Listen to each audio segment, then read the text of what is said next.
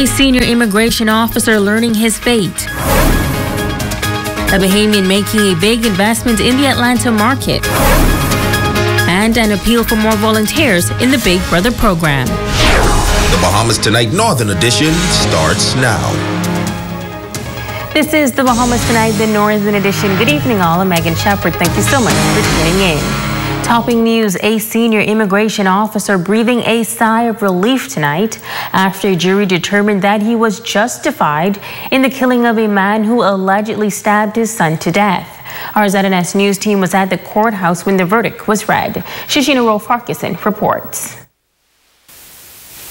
It was regarded as a bittersweet moment for immigration officer Rufus Gibson as the 4 women, 1-man coroner's jury reached a decision on whether or not the shooting death of Nicholas John was lawful or unlawful. Gibson used his government-issued firearm and shot and killed John after John allegedly stabbed his son Rashid in the head with a knife during a party on Xanadu Beach on Easter Monday 2018.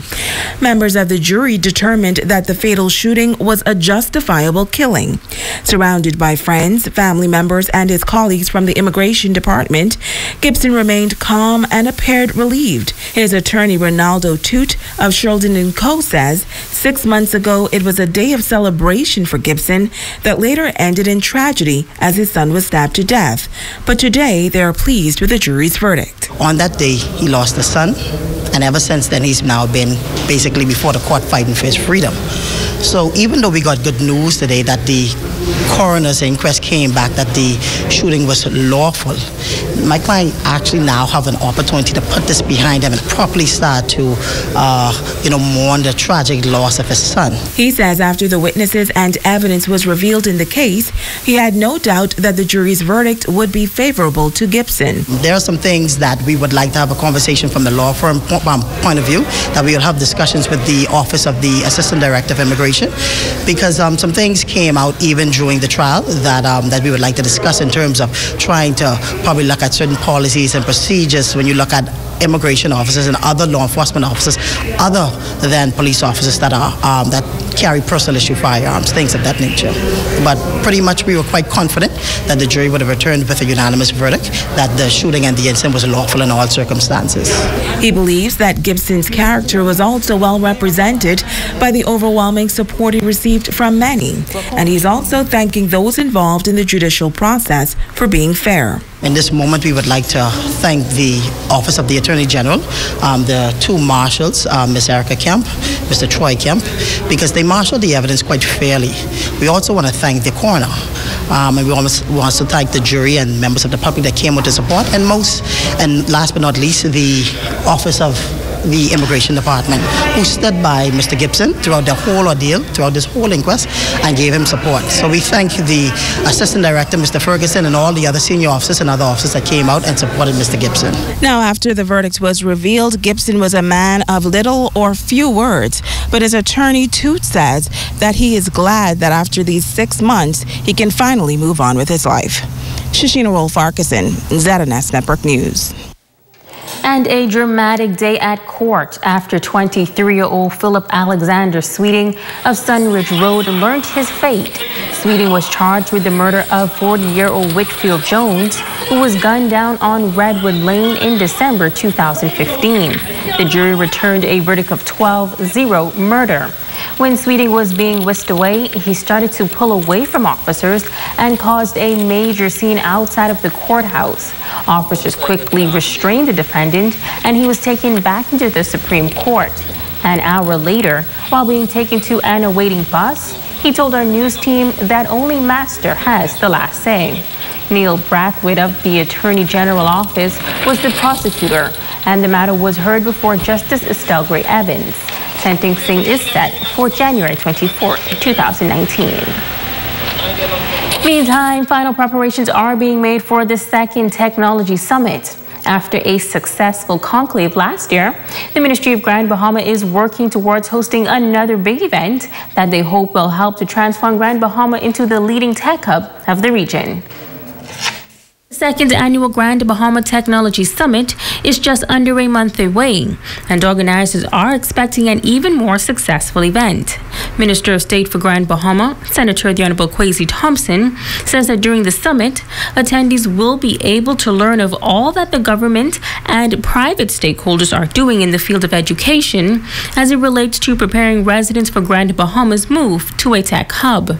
We will highlight the Ministry of Education's ICT plans for our schools, which recently signed a deal for technology upgrade and to provide tablets to teachers and students across the nation. We will also highlight BTVI, their ICT courses, as was indicated by Cisco.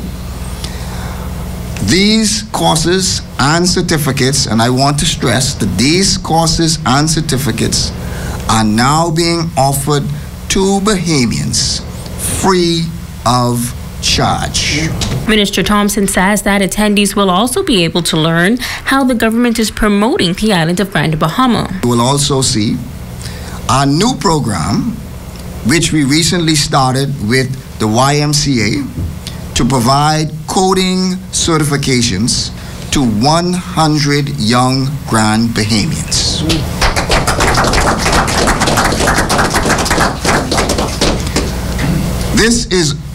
We'll also see, and we'll also hear reports of our promoting investment in Grand Bahama, which was done in Texas, in Washington, in New York, and will soon be done in North Carolina and Atlanta. The Grand Bahama Port Authority is also partnering with the Office of the Prime Minister in this venture. The company's president, Ian Roll, is encouraging all of its licensees to be a part of the Free Summit. The theme, "The future is now," is most befitting. We are charting a course which is not only piquing the interest of tech giants, but also producing favorable outcomes. We are witnessing Grand Bahamians learning and embracing the technologies of tomorrow and preparing to see the use of them today. I would like to encourage all GBPA licensees, from our small startups to large corporations, and all Grand Bahamians to register and attend this groundbreaking summit. A native of 8 Mile Rock, Grand Bahama, is making a name for herself in the international restaurant market. While this business adds a new dimension to the Atlanta scene, it is a marketing tool for the Bahamas as well. Grand Bahamian Annette Hannah is adding some spice to the Atlanta, Georgia restaurant scene. Hannah moved to the U.S. some 10 years ago and says she took her love of cooking with her. After a chance meeting with Nassau-born Richmond Evans, Hannah's dreams of owning her own restaurant were in the making. He called me back and he said he found a location and he wanted me to go into business with him. Well, he opened up in Doraville, and that's in the northern part of Atlanta, Georgia. And I managed that restaurant, and a few months later, while running that restaurant, I had, it refueled me. And it reignited and my desire, really, to then open my own restaurant. And I asked him, and we spoke about it, and he let me license the name.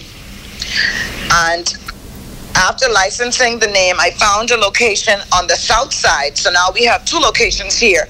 Conch Haven Riverdale opened in true Bahamian fashion on September 20th. And since then, she says that the business has been received well in the community. The people were lined up at the door waiting for us to open. And ever since then, it's 3 weeks Thursday to date. And the outpouring of support and the business is excellent. The American crowd loves conch. Most of our Americans are from Miami. That's up here. Most of them are Floridians, and they love, especially the crack conch. You know, I have conch and rice. They love the crack conch. Crack conch and fries sell all day. We have conch salad every day. We have conch fritters. We have a variety of things. We have, like for instance, we have the stew conch, chicken sauce, stew fish, and everyone knows about our Bahamian dish, and I'm so happy that I brought a taste of the island to Atlanta. Hannah adds that she believes that this was all ordained by God as she prayed for a change following the death of her mother.